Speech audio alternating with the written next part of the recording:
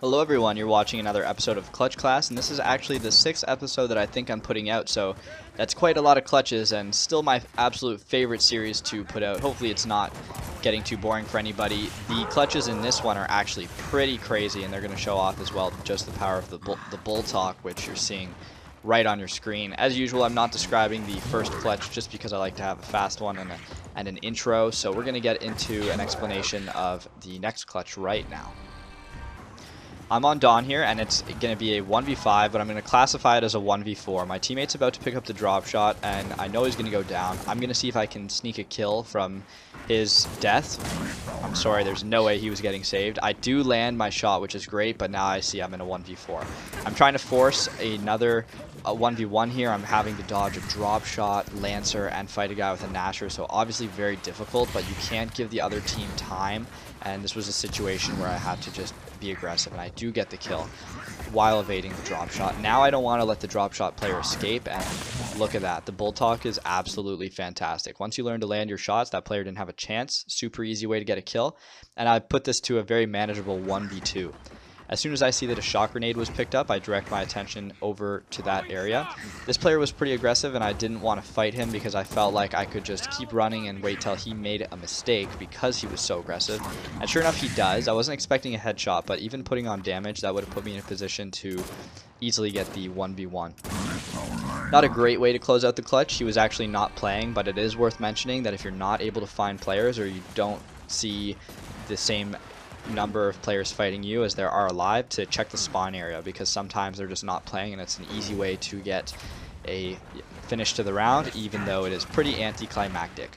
So now you're watching a Guardian clutch. I don't play Guardian too often, but I know this much, and that's that my leader is dead, so I beeline it to their leader, because if this guy does not die, our team does not win. This is a pretty funny kill here. This player was disoriented after I had meat shielded his leader and used him, and managed to clean up for an easy kill, and I'm down to a 1v3 now. Core damage is very unforgiving. You can see that this player I'm about to get didn't even have a chance to get off his shots. It's absolutely ridiculous, the difference in damage between the competitive and core tunings, but you all know that. It's just something to consider in the play style, though, is why I'm mentioning it again for when you're going for these clutches.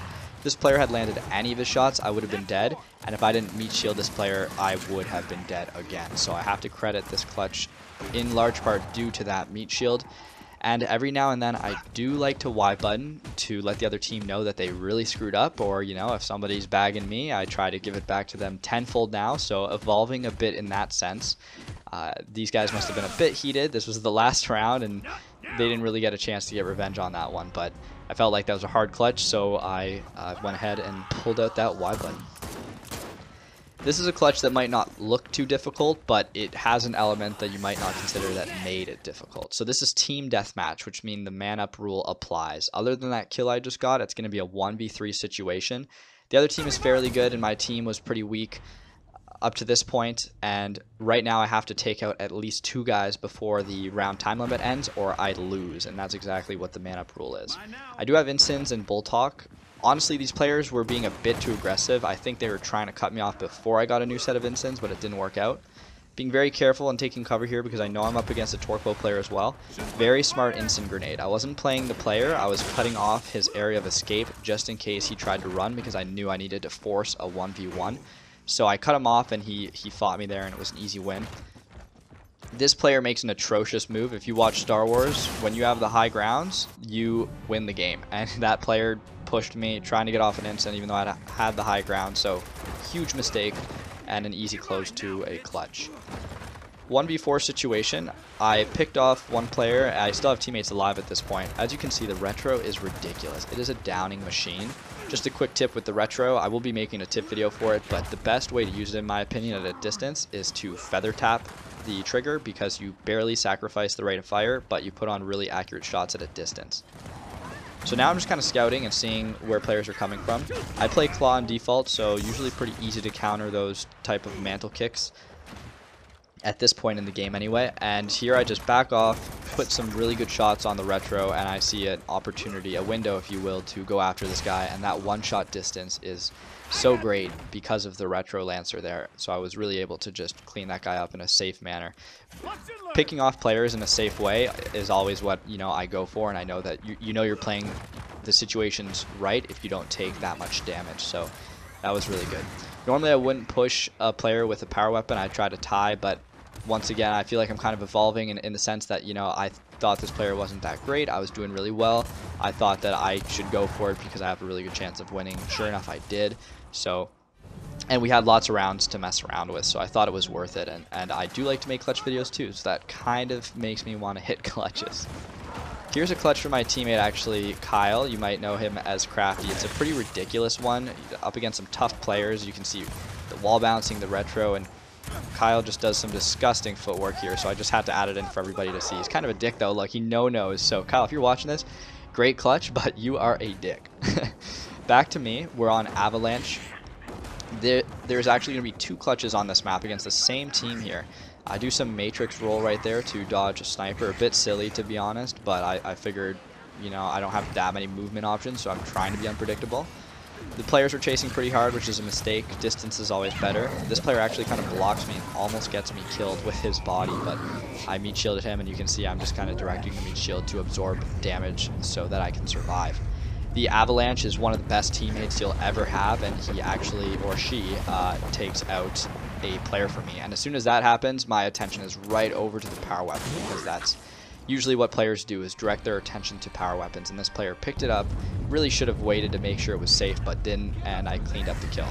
So same match, same situation. My teammate, the Avalanche that is, did not kill anyone this time, but I was able to pick off a player. I'm smart enough to relocate. So these guys, you can see, they even fired a drop shot in the direction of where their teammate died. If you're able to pick off a kill and safely relocate, it can often give you the element of surprise again. I took that guy out like he was water. That was pretty funny to me, just because he had basically ran into my barrel, so just making it really easy for me. And then that leaves me with this 1v1, and I had put shots on that guy with the bull talk earlier, so it was pretty easy for me to clean up. Once again, kind of in line with what I was saying in the previous clutch, this player has a power weapon, that being the sniper, but I'm, you know, feeling myself. We have a lot of rounds that we've won, so I figure, you know what, why not? I'm going to go for this. I do push him, even though he has a sniper. If he lands a shot, you know, I could potentially be in a very bad situation.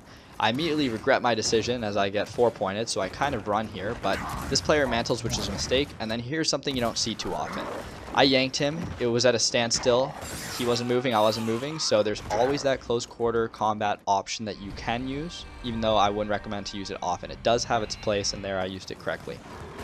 Here's one of the hardest clutches that I hit. I do have a retro, but it's a 1v5. The whole team knows where I am. This was an incredibly tough match. There's a guy on the other team teabagging, and it was tough. I think at this point we were losing 3-0. Surprisingly, we won the match. I might have to upload the match, although I will say I did teabag this teabagger a lot, so that's not something you see me do often, but man, he was just a huge dick, so I had to give it to him. Anyway, so he was smart enough to wait. His whole team, all 5 of them, know that I'm up here, and I've got like nothing, so I'm on the run at this point. Great use of the shotgun roll to pick up a kill and get some distance. There you could see that I kind of used my camera to check to see who was chasing, and I could do a bit of a head count, so that was smart. I saw that one guy was chasing. That's going to force a 1v1 for me. Not the best 1v1 to take, but I took it anyway. These players are whipping out their rifles trying to down me, which is showing that they're playing together, but some really good wall bouncing and quick movement and quick thinking helped me pick off a player there, and I'm at a 1v2 now. Still manageable, but still difficult because I'm up against Ambar. Very good up A here. At that point, that player shouldn't have had his pistol out because it was a little bit too close. And now I'm going in for the final kill. Use the retro to get him weak and almost die here, but just get him. And what a satisfying moment for me, getting to at least Y button one time, even though I was thinking we were going to lose, but ended up winning 5-4. And you can see this guy going off with his keyboard. So that was definitely one of my favorite clutches that I hit. And anyway, I hope you enjoyed watching these clutches. I'll be sure to keep sending out more, and perhaps I'll upload the full match of this gameplay. So thank you and take care.